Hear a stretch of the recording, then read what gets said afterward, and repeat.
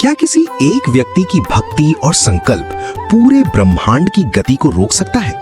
आज हम बात करेंगे सती अनुसुईया और सुमति की उस महान गाथा की, जहां प्रेम ने मृत्यु को चुनौती दी और साक्षात सूर्य देव को एक मानवीय आज्ञा के सामने झुकना पड़ा।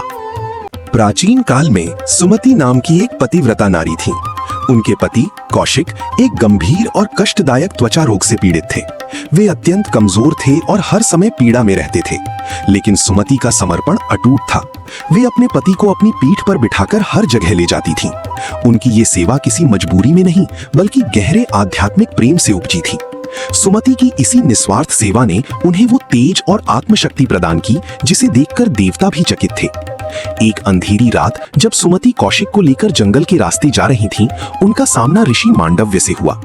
ऋषि को एक राजा ने अन्यायपूर्ण दंड दिया था और वे सूली पर लटके हुए अत्यंत पीड़ा और क्रोध में थे। अंधेरे के कारण गलती से कौशिक का पैर ऋषि के शरीर से टकरा गया। पीड़ा से व्याकुल ऋषि मांडव्य ने भीषण श्राप दे दिया, जिस किसी ने भी मुझे छूकर मेरी पीड़ा बढ़ाई है, कल सूर्योदय होते ही उसकी मृत्यु हो जाएगी। भोर के साथ मृत्यु करीब आ रही थी, लेकिन सुमति रोई नहीं।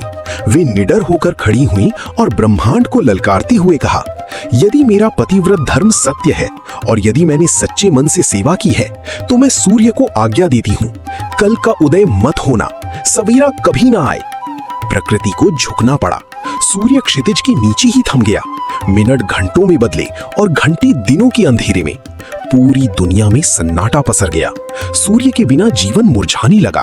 देवता व्याकुल हो उठे, क्योंकि एक नारी के संकल्प ने काल के चक्र को ही रोक दिया था। जब सृष्टि का संतुलन बिगड़ने लगा, तब त्रिदेवों ने सती अनुसुईया से मध्यस्थता की प्रार्थना की।